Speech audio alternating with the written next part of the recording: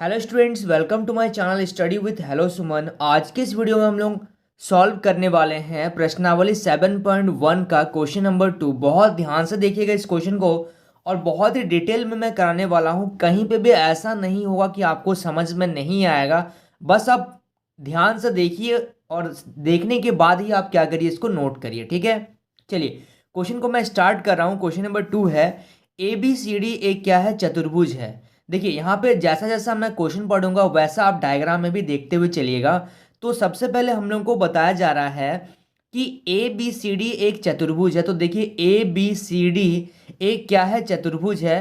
ठीक है, जिसमें ए डी बराबर बी सी दिया हुआ है। ये देखिए ए डी जो है वो बराबर है किसका, ए डी जो है वो बराबर है किसका, बी सी का बराबर दिया हुआ। ठीक है, यानी कि ये जो चीज़ है ये और ये क्या है, आपस में बराबर दिए हुए हैं। अब देखिए यहाँ से हम लोगों को क्या पता चल रहा है और क्या बताया जा रहा है, और कोण डी ए बी, देखिए यहाँ से डी ए बी ये जो त्रिभुज है, ठीक है, ये जो कोण है ए कोण का बात किया जा रहा है। ये जो ए कोण है वो बराबर है किसका, कोण सी बी ए का। ये देखिए सी ए बी, तो ये कोण और ये कोण आपस में बराबर हैं। तो हम लोग को सिद्ध करना है त्रिभुज A B D, A B D, A B D, ये जो त्रिभुज है, ये वाला जो त्रिभुज है वो सर्वांगसम होगा किसका, त्रिभुज बी ए सी का, त्रिभुज बी ए सी का। मतलब ये जो त्रिभुज है, ये जो त्रिभुज है, देखिए ये वाला त्रिभुज जो है और ये वाला त्रिभुज जो है ये आपस में क्या है, सर्वांगसम है। ये हम लोगों को दिखाना है। ठीक है, पहला क्वेश्चन में ये बताया जा रहा है, ये तो हो जाएगा, कोई दिक्कत नहीं है। उसके बाद बी डी बराबर ए सी, बी डी जो है वो ए सी के बराबर है, ये भी हो जाएगा। उसके बाद यहाँ पे बताना है कोण A B D, A B D, ये जो कोण है ए बी वाला जो कोण है, और यहाँ से बी कोण और ए कोण जो है आपस में बराबर है। पहला को हम लोग सॉल्व करेंगे जिससे आप लोगों का पूरा समझ में आ जाएगा। देखिए पहला जो है, फर्स्ट को हम लोग सॉल्व कर रहे हैं, तो फर्स्ट में सॉल्व करने से आपका सेकंड और थर्ड ऑटोमेटिकली सॉल्व हो जाता है। कैसे, मैं आपको दिखा रहा हूं। तो सबसे पहले हम लोग बात करते हैं त्रिभुज ए बी डी और त्रिभुज बी ए सी में। देखिए अगर हम लोग इस त्रिभुज का बात करें, त्रिभुज ए बी डी ये त्रिभुज का, और इसमें बात करें आपका त्रिभुज बी ए सी, इस त्रिभुज का अगर बात करें, इन दोनों त्रिभुज में आप एक चीज देखिए, ये जो लाइन है ये लाइन क्या है, दोनों में आ रहा है, सबसे पहला बात। ठीक है, और हम लोगों को क्वेश्चन में बताया गया है, जैसे A B C, A B D अगर ले रहे हैं तो उसमें भी ए बी आ रहा है, और अगर इसमें बात कर रहे हैं तो बी ए सी, यानी कि ए बी या बी ए दोनों में आ रहा है। पहला लाइन तो देख रहे हैं कि ये जो लाइन है ये दोनों में आ रहा है, और क्वेश्चन के अकॉर्डिंग अगर देखें तो AD जो है वो BC के बराबर है, यानी कि दो कोण तो हम लोग को बराबर मिल रहा है। ठीक है, तो सबसे पहले हम लोग यहाँ पे क्वेश्चन में जो दिया गया है उसको लिखते हैं कि AD जो है वो बराबर है किसका, BC का। ये कैसे बराबर हो गया, ये हम लोग को क्वेश्चन में दिया हुआ है।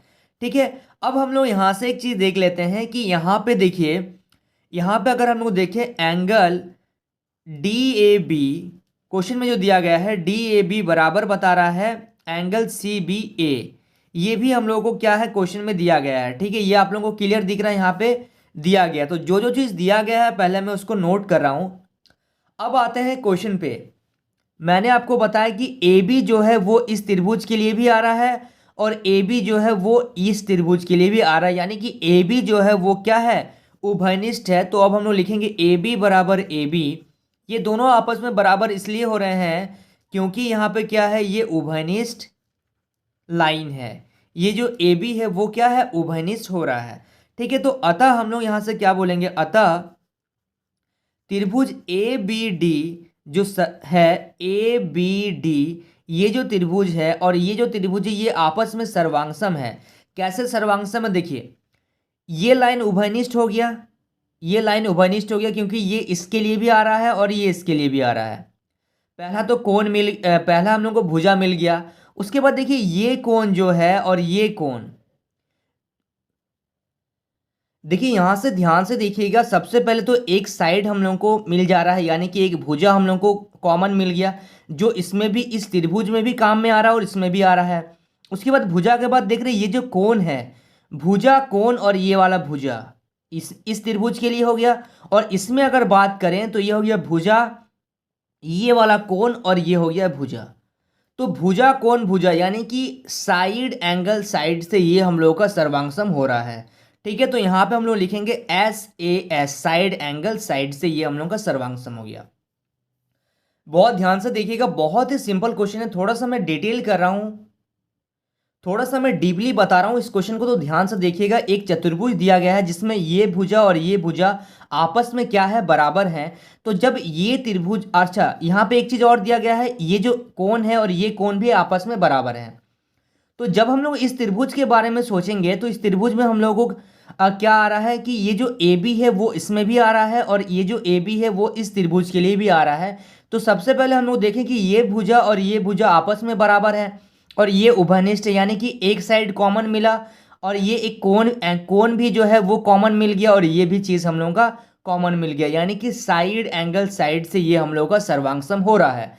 अब देखिए अगर सेकंड नंबर क्वेश्चन पे हम लोग जाते हैं तो सेकंड नंबर क्वेश्चन में देखिए क्या बताया जा रहा है, BD जो है वो AC के बराबर है। बिल्कुल BD जो है, BD जो है वो AC के बराबर होगा। क्यों होगा? क्योंकि सर्वांगसम त्रिभुज के संगत भाग जो होते हैं वो क्या होते हैं, बराबर होते हैं। क्योंकि ये तो सर्वांगसम त्रिभुज है और इसके जो संगत भाग है यानी कि जो भी भुजा होते हैं वो क्या होते हैं, संगत, तो भाग जो होते हैं वो बराबर होते हैं, यानी कि हम लोग लिखेंगे सर्वांगसम। इसीलिए मैंने आपको बोला कि पहला क्वेश्चन अगर सॉल्व कर रहे हैं तो दूसरा ऑटोमेटिकली सॉल्व हो जाएगा। तो सर्वांगसम त्रिभुज के, याद रखिएगा आप लोग इस पॉइंट को, कैसे हम लोग इसको प्रूव कर रहे हैं। सर्वांगसम त्रिभुज के संगत भाग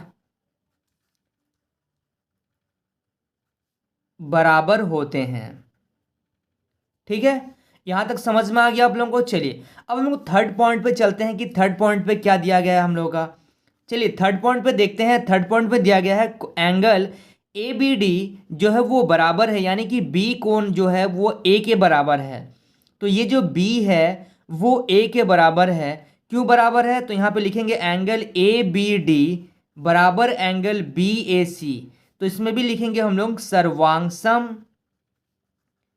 त्रिभुज के संगत भाग जो होते हैं, संगत भाग बराबर होते हैं। ये चीज़ आप लोगों को समझ में आ रहा है? बहुत ही डिटेल में मैंने बताया। आप लोग प्लीज़ इसको ध्यान से देखिए, उसके बाद आप प्रॉपर तरीके से नोट करिए। Thank you so much for watching this video.